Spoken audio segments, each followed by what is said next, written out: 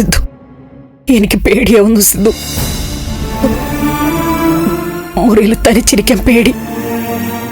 സിദ്ധു കൂടി വാ. എന്താ പ്രഭ? അസാധാരണമായ മനക്കെട്ടി ഉണ്ടായിരുന്ന ആള്,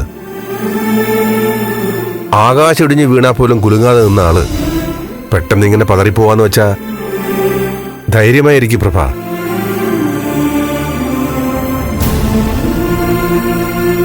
ആകാശം ഇടിഞ്ഞു വീഴുകയല്ല സിദ്ധു, ഇവിടെ ഞാൻ വീഴാൻ പോവോ? മനസ്സുറച്ചു നിൽക്കുന്നില്ല. കണ്ണിന്റെ മുൻപിൽ ആ വസുന്ധര ചോദ്യം ചെയ്യൽ.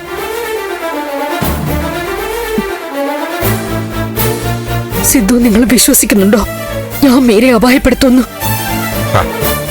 താൻ അഥവാ ഞങ്ങൾ അപായപ്പെടുത്തിയാലും മീരെ കുറിച്ച് ഒരിക്കലും അങ്ങനെ ചിന്തിക്കില്ല. പിന്നെന്തിനാ വസുന്ധര എന്നെ സംശയിക്കുന്നത്?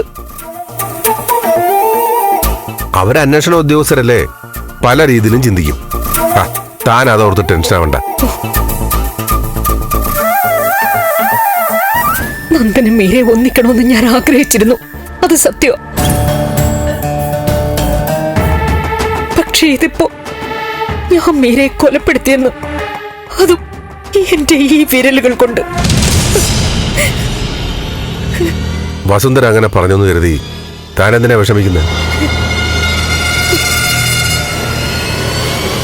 അവരന്വേഷണ ഉദ്യോഗസ്ഥയാ.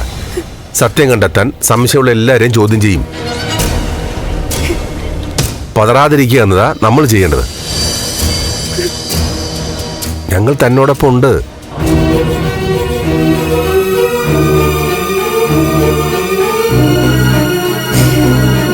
മതിയായി, ജീവിച്ച് മതിയായി. എടോ, താനൊന്ന് സമാധാനമായിട്ടിരിക്കേ.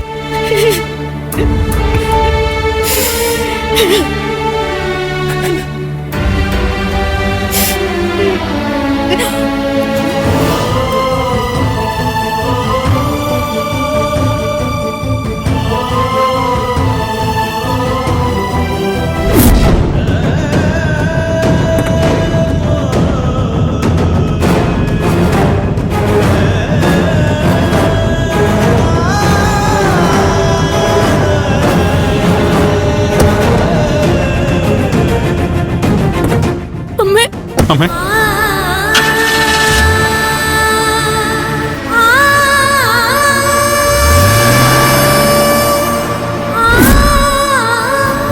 ആകാശം ഇടിഞ്ഞു വീഴുകയല്ല സിദ്ധു, ഇവിടെ ഞാൻ വീഴാൻ പോവോ? മനസ്സുറച്ചു നിൽക്കുന്നില്ല.